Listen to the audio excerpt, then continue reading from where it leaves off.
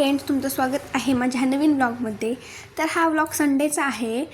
तर संडेला तुम्हाला माहीतच आहे आमचे पॅरेंट्स येतात, म्हणजे माझे तर नाही येत, खूप लांब आहेत म्हणून, पण इथल्या मुली आहेत त्यांचे येतात. तर मग तिच्या दीदीची आज मम्मी येणार होती, तर आम्ही त्यांची वाट बघत होतो.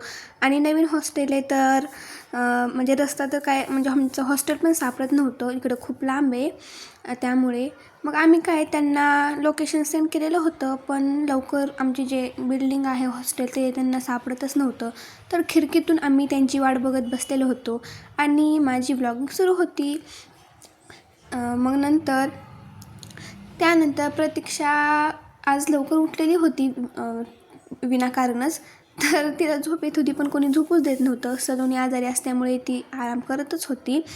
आणि दिशा दिदी तर काय मम्मीची वाट बघत बसलेलीच होती, पण तिची मम्मी काही लवकर आलेली नाही. मी येऊन तिला भेटून गेल्यानंतर तिच्या मम्मीनी काजू कतली आणलेली होती आणि काजू कतली खाऊन झाली.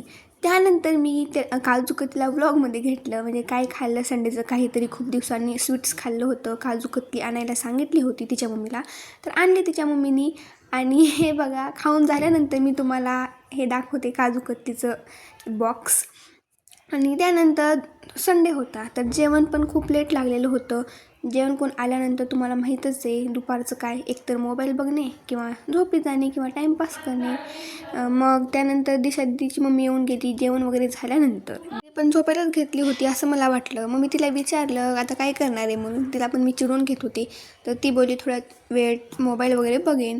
आणि प्रतीक्षाचं काही नाही, लवकर उठली होती विनाकारण संडे असून पण, आणि आम्हाला पण उठून ठेवलेलं होतं लवकरच. आणि मी टाईमपास करत बसलेली होती. त्यानंतर आमची प्लॅनिंग चालली होती काहीतरी बाहेरून खायला मागवायचं ऑर्डर. पण पौर्णिमाची मम्मी येणार होती घरून, मग आम्ही त्यांना सांगितलं की घरून बिर्याणी, तुमच्या हाताची घरची बिर्याणी घेऊन या. तर आमची त्याची प्लॅनिंग चाललेली होती. तिच्या मम्मीलाही इकडला जो रस्ता आहे, आमचं हॉस्टेल आहे नवीन, ते सापडत नव्हतं. मग तिच्या मम्मीशी बोलून वगैरे झालं आमचं. त्यानंतर दुपारी बिर्याणी खाल्ली घरची, आणि आम्ही रात्री ऑर्डर केलेलं होतं चिकन लॉलीपॉप, मंचा सूप आणि बिर्याणी. तर आम्ही रात्री 11 वाजता, 11:30 वाजता हे आमची पार्टी आहे ती व्यवस्थितपणे पार पाडली आणि मस्तपैकी खाऊन घेतलं. एवढं भारी लागत होतं ना चिकन लॉलीपॉप, वाव! तुम्ही खाल्लंच असेल, त्याची टेस्ट तुम्हालाही माहीत असेल किती म्हणून प्रसन्न होतं ते खाल्ल्यानंतर. आणि आम्हालाही खूप आवडतं, ते आमचं फेवरेट आहे. आणि मन इतकं प्रसन्न झालं, इतकं छान वाटलं. त्यासोबत टाईमपास होता.